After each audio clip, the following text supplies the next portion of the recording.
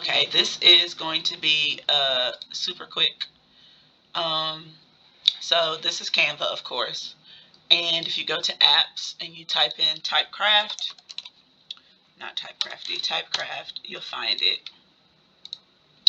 And so let's do, I don't know, pretty poodles.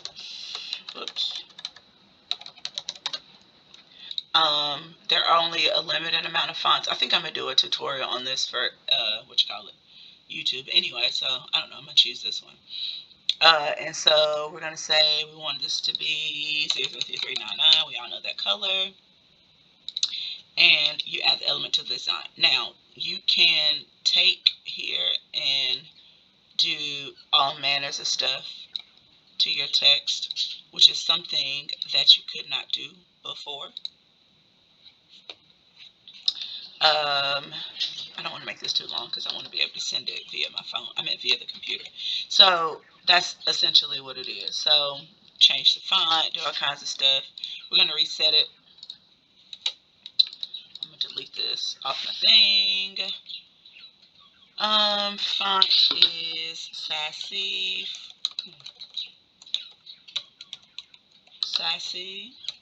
Frizzle. Alright, and I'm going to do an outline this time. We'll keep that color. And oops.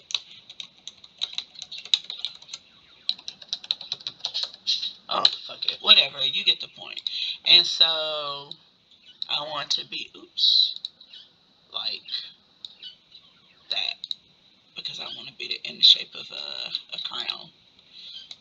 Add element to design, and I got it as a crown. Or even just simply put, let's add this element. This is TypeCraft. In Illustrator and places like that, you can change the height of a text like so. But with regular text in Canva, that's not an option. You can make it bigger, right? But say you just want it in this amount of space, but you want your letters to be taller. Can't do that. And so I'm stopping this right here because we're at 2 minutes and 35 seconds, and I really want to be able to send this without having to upload it to YouTube. So that's what TypeCraft does.